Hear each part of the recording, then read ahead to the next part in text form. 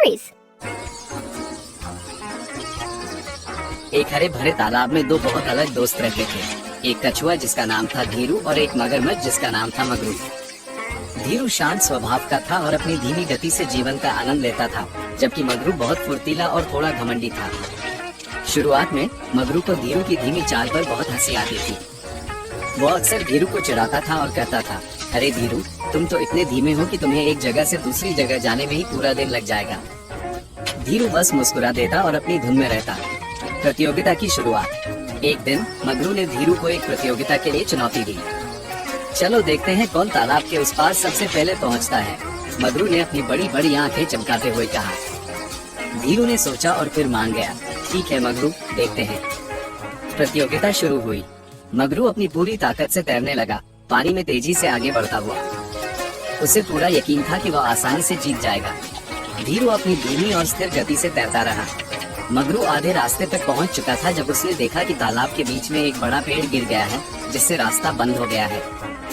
मगरू बहुत शक्तिशाली था, लेकिन वो पेड़ को हटा नहीं पा रहा था। वो गुस्से में इधर उधर तैरने लगा। तभी धीरू वहां पहुंचा। उसने पेड़ को देखा और बिना कुछ कहे धीरे से पेड़ के नीचे से खिसक गया। उसका सपाट शरीर और धीमी गति इस बाधा को पार करने के लिए एकदम सही थी। मगरू हैरान रह गया। धीरू तालाब के उस पार पहुंच गया और प्रतियोगिता जीत गया। मगरू को अपनी हार पर शर्मिंदगी महसूस हुई, लेकिन उसने धीरू की समझदारी और धैर्य की सराहना की। यह उनकी पहली प्रतियोगिता थी और यहीं से उनकी दोस्ती की शुरुआत हुई। दोस्ती की कसौटी।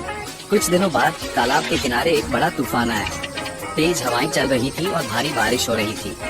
मगरू, जो आमतौर पर बहुत बहादुर था, एक पेड़ के नीचे फंस गया था जो उस पर गिरने वाला था। वो घबरा गया और मदद के लिए चिल्लाने लगा। धीरू ने मगरू की आवाज सुनी। बिना एक पल गंवाए वो मगरू की ओर बढ़ा। धीरू जानता था कि वह पेड़ को हटा नहीं सकता, लेकिन उसने एक योजना बनाई।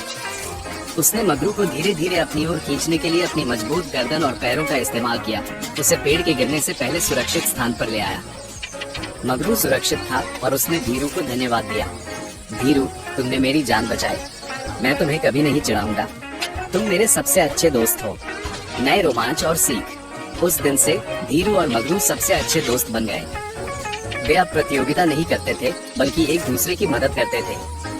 मगरू अपनी ताकत का इस्तेमाल धीरू को गहरे पानी में जाने में मदद करने के लिए करता था, जहां स्वादिष्ट शैवाल उगते थे, और धीरू अपनी समझदारी और शांत स्वभाव से मगरू को मुश्किलों से बाहर निकलने में मदद करता था। एक बार तालाब में मछुआरों ने जाल बिछा दिया। धीरू और मगरू दोनों फंस गए। मगरू अपनी ताकत से जाल तोड़ने की कोशिश कर रहा था, लेकिन वह सफल नहीं हो पा रहा था। धीरू ने मगरू से शांत रहने को कहा। धीरू ने अपने छोटे नुकीले पंजों का इस्तेमाल करके धीरे धीरे जाल के धागों को काटना शुरू किया। यह एक धीमा काम था, लेकिन धीरू धैर्यवान था। कुछ देर बाद उसने जाल में एक छोटा सा छेद बना दिया। मगरू ने धीरू की ओर देखा और समझा कि क्या करना है। उसने अपनी ताकत का इस्तेमाल करके उस छेद को बड़ा किया और दोनों दोस्त जाल से बाहर निकल गए। अजनबी की मदद और दोस्ती का प्रसार। एक धूप वाले दिन धीरू और मगरू तालाब के किनारे धूप सेक रहे थे। तभी उन्होंने देखा कि एक छोटा सा पक्षी, जिसका पंख टूट गया था, तड़प रहा था। मगरू अपनी बड़ी बड़ी आंखों से उसे देख रहा था, समझ नहीं पा रहा था कि क्या करे। धीरू ने धीरे से कहा, मगरू, हमें उसकी मदद करनी चाहिए। धीरू अपनी कछुआ चाल से पक्षी के पास गया और उसे ध्यान से देखा। उसे पता चला कि पक्षी को आराम की जरूरत है और उसे कहीं सुरक्षित जगह ले जाना होगा। मगरू ने तुरंत अपनी पीठ की पेशकश की। धीरू, पक्षी को मेरी पीठ पर बिठाओ। मैं उसे पास की झाड़ियों के नीचे ले जाता हूँ, जहाँ वो सुरक्षित रहेगा। धीरू ने धीरे से पक्षी को मगरू की पीठ पर रखा और मगरू धीरे धीरे उसे सुरक्षित स्थान पर ले गया।